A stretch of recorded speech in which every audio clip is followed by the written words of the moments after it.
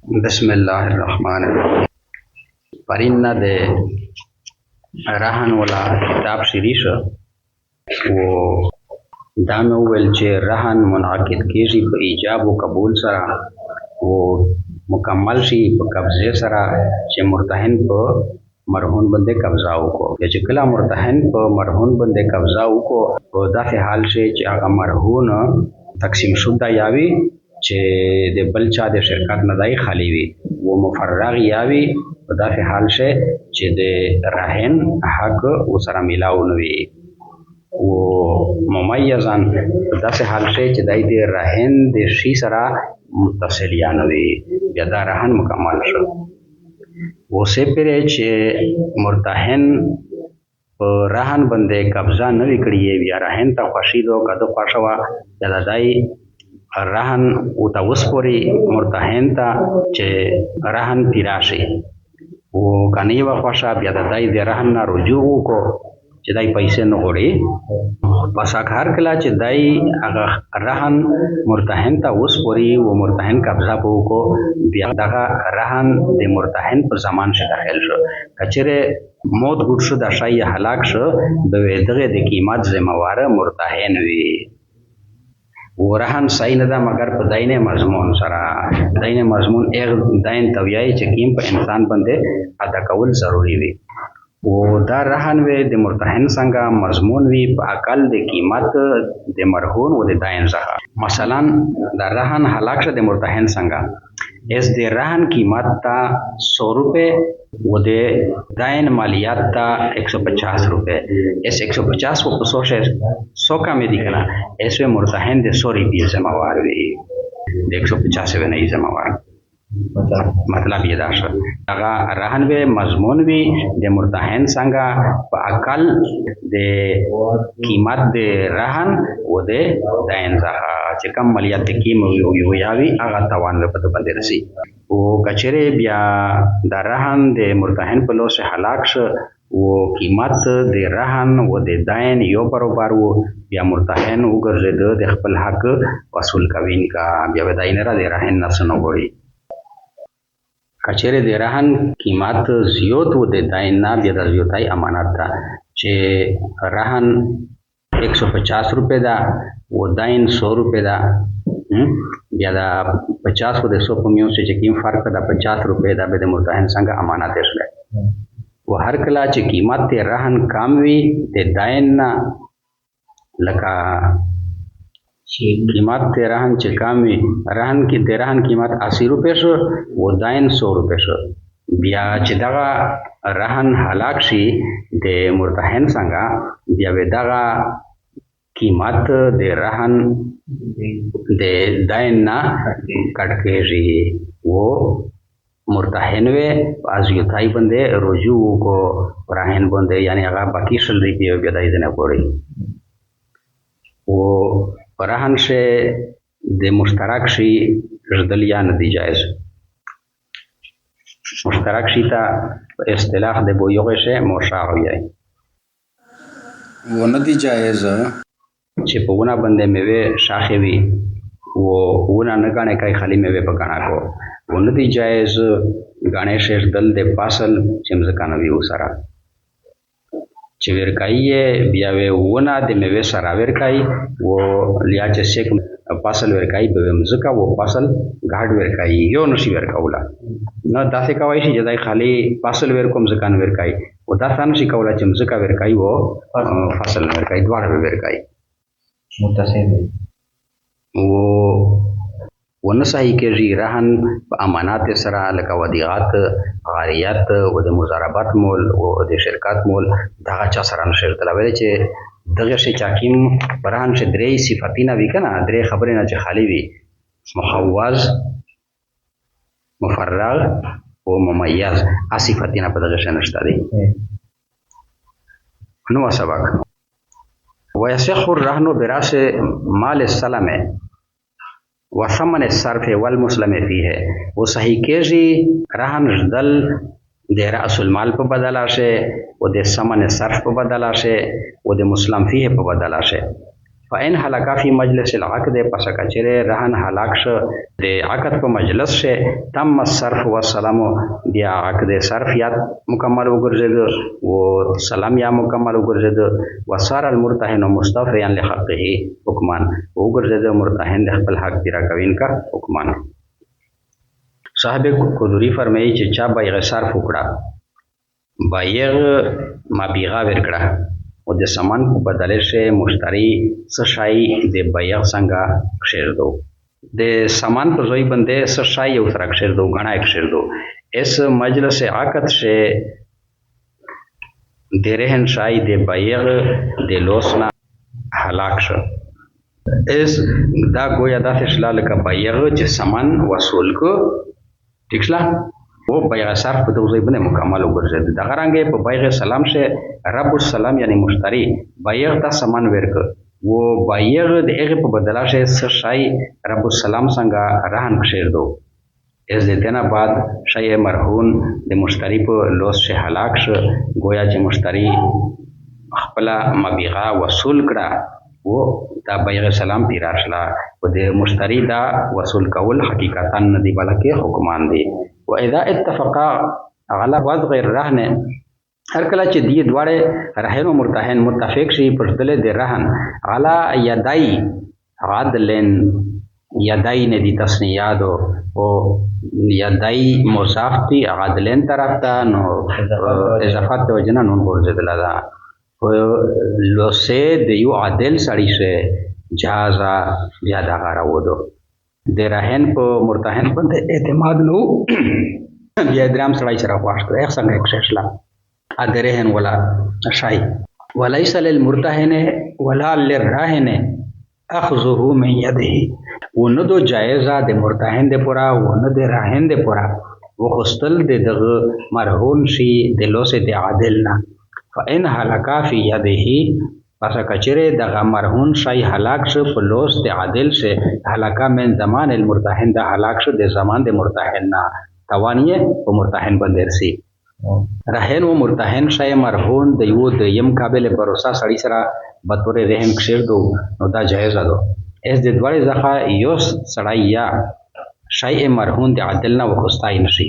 رهن د مرتهن اجازت نه بغیر یې ځکه نشي واپس وخستلا ویل چې دغه سره د مرتهن حق تړلا ده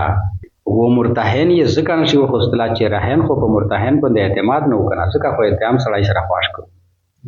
ایک اچره رهن دغه اجازت وکړو بیا مرتهن د عادل د لوسنا د شای وخستای شي د رهن په اجازت سره اذن بعد مصنف فرمایي چې شای مرهون د عادل په لوس شه هلاک شو نو دغه زمانه په مرتهن باندې او د شای مرهون قیمت به د قرض ځخه کټ کو شي ويجوز رهن الدراهم والدنانير والمكيل والموزون و جائز دی ژدل د درهم د سپینه زره روپیه و دنانیر و د سره زره روپیه والمکیل و د پیومدونشي لکه غنم جوړ والموزون و د تلونشي لکه یسپنا سره زر سپین زر فإن رهنت بجنسها پسا کچره رهن کښېږدو شو یو شای بجنسها د خپل جنس په عوض شه دبا برای عوض دو ککشیر دو شو یو شای د خپل جنس په عوض شه وهلاکت وهلوک شو هلاکت به مثلها بیدای هلوک شو په مثل خپل من الدین د داین زخه داین زخه بیا کټ کیږي و ان اختلافا د ان وصلیه دا اگر کا دی دوړه مختلف وي فل جودت و صیاغت و عمدگی سے و بکری کریه سے یو شدا و بل نداشه کا دین و شیء مرهون متحد الجنس وی دین و شیء مرهون لشکی دا مسئله ته چې سړی فکر کی ځای توجه غوړي کا دین و شیء مرهون متحد الجنس وی د یو جنس وی و شیء مرهون هلاک شو اس وی دای په مقابله ده مثل داین هلاک کیږي هغه امر داین و ځنه کوم وشي جنس ودا وایښه د شو و د خاندانی هیڅ اعتبار نشته ده مثلا عمداری بیوه درهم و دغه په بدلاشه کمزیریه سل درهمی نوی سل درهمینا صحیح وي عمده او د هغې په بدل شی سل ګټیا خانداني درهمینا وي. وروسته ا د رهن 100 درهم هلاک شلی اس چونکه د دواړه جنس یو ده لهدا دا وی ګڼل شي چې مرتهن خپل دین سل درهمه وصول ک اگر چې د دین ولې سل روپیه هو عمده وي او برهن چې کی مرتلی شوې دي اخو عمده نه دي خداغه مسله تاسو ته شوې ده چې په دې چې په مثال چې دیشه به د عمده او ارادي اعتبار نشته ده. ومن کان له دین علی غیره و د چا چې دین و په بل چا فاخذ منه مثل دینه بیا وخست دنا په مثل د خپل دین فانفقه بیا د ولا کولیا پیسې چا په چا باندې قرضا وا سل درهمه مثلا خو ا د قرضا چې وا هغه عمده وا فاخذ منه مثل دینه به د خپل دین په انداز باندې د دنا وخستله اغه یې مکروز نه یې سل درهمه وخستله خو سل درهمه کوټاوي پیغه باندې کوټ غالې فانفقه بیا د هغه د کوټ ولې پیسې ویا لګولې نفذ نه وخسته اشي چا پیسې غونډه یو چلاولې ثم علما بیا د تورسته پته ولګیدا انه کان ضیوفا چاغو کوټا پیسې وې ورسته پته ولګیدا فلا شیء الله از د پر هیڅ شی نشته دا عند ابي حنيفه رحمه الله بن زمان ابو حنيفه رحمه الله عليه وقال ابو يوسف ومحمد وفرميل دي صاحبين يرد مثل الضيوف چې دایوي په انداز د کوټا هغه او ته واپس کو ويرجع مثل الجياد و د جیاد په مثل باندې دای رجوع کو جیاد ودنه وګور ٹھیک شلا امام صاحب یای چې د ایسه حق اس په ایک سړی نشه پوته صاحبین یای چې نه دای دا هغه غونډه کوټا ار پیدو کو ادا وګوري ادا او ته واپس کی واغه خپل اصل چې دی هغه دته وګوري. ومن رهنا عبدین ب1000 چاچه غنا کړل دوا غلامون په زره ریپیشه په هغه زره ریپیشه اقبل مکروز دوا غلامون غنا کړل پټاکیو غنا کړل دوا غلامون از یو عقد ده فقط حصه احدهما بیا د مکروز حصہ د یو ادا کړل قضا ویری کړه لم یکن له د دې پر دغه جایز نه دو ان یقبضه چې دای هغه حکیم غلام د حصے قرضا د پریکړلا چې دای هغه غلام قبضا کو ان یقبضه چې دای قبضا کو یقبضه شدا هاذا امیر مقبول به دغه د غلام راجع ده حتی یؤدی باقی دین تر دې دا پرې چې دای ادا کو د باقی قرضیا چا دوا غلامون د زری ریپی په بدل راشه